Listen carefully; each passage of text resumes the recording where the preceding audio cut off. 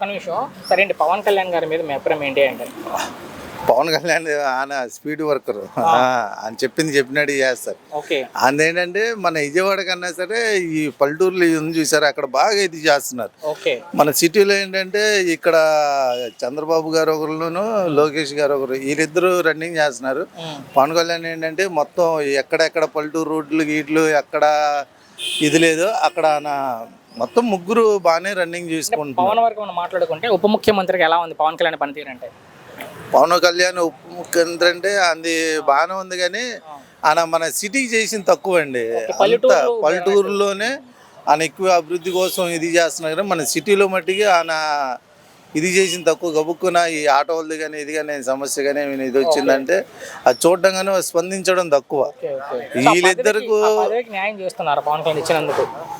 ఆయన పదవికి న్యాయం చేస్తున్నారు అంటే మొన్న బియ్యం గియ్యం ఇది పట్టుకున్న చోట, ఇలాంటి చోట ఏమైనా అనుకోని సంఘటనలు వెళ్తే వీళ్ళు ఇది చేస్తున్నారు, కానీ ఆయన మట్టికి మన సిటీకి వచ్చింది తక్కువ. అయితే ఆయన సినిమాలు చేసుకుంటూ తిరుగుతున్నారు, ప్రజలను గాలికి వదిలేసి అంటారు కొంతమంది. నేను చెప్తుంది అది పల్లెటూరులో అంటే నేను చూడలేదు. అది కూడా పూర్తిగా ఏం పట్టించుకున్న పదవి వచ్చాక ఆయన పని ఆయన చేసుకున్నారు తప్ప ఇక్కడ ఏం జరగట్లేదు అంటారు. ఎంతవరకు వాస్తవం? వాస్తవంగా అయితే మన సిటీలో తక్కువ, పల్లెటూరులో జరుగుతుంది. మనం కూడా వెళ్ళి చూడలేదు, మొత్తం యూట్యూబ్ లో ఇలా చూసి సరే జరుగుతుంది అనుకున్నాం.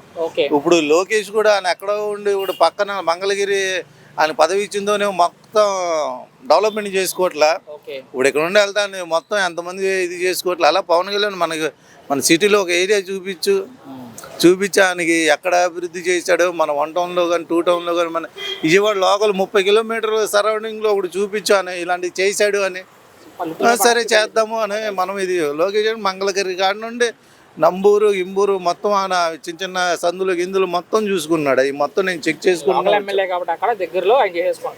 మరి ఈయన ముఖ్యమంత్రి కదండి, ఆయన ఈయన కొద్దిగా ఎక్కువ ఉంటుంది కదా. ఇప్పుడు ఈయన వచ్చేసి పోనీ మన మార్కెట్లో కానీ ఇక్కడ లొకాలిటీలో ఏమైనా చేసి చూపించాడా? ఇన్ని సంవత్సరాలు అయింది ఇదేంది, ఒక్కటి మన సిటీలో ఏం చేశాడో అన్నా నేను. ఏదో ఒకటి చేసి చూపించు. ఇప్పుడు ఆయన ఇచ్చిన పథకాలే నువ్వు డెవలప్ చేస్తున్నావు, ఇది కాలేదని నేను సంతకం పెడితే నువ్వు వెళ్తున్నావు. నువ్వు కొత్తగా పోనీ చేసిన దానికి ఏం చేసావు అని నేను అడిగా.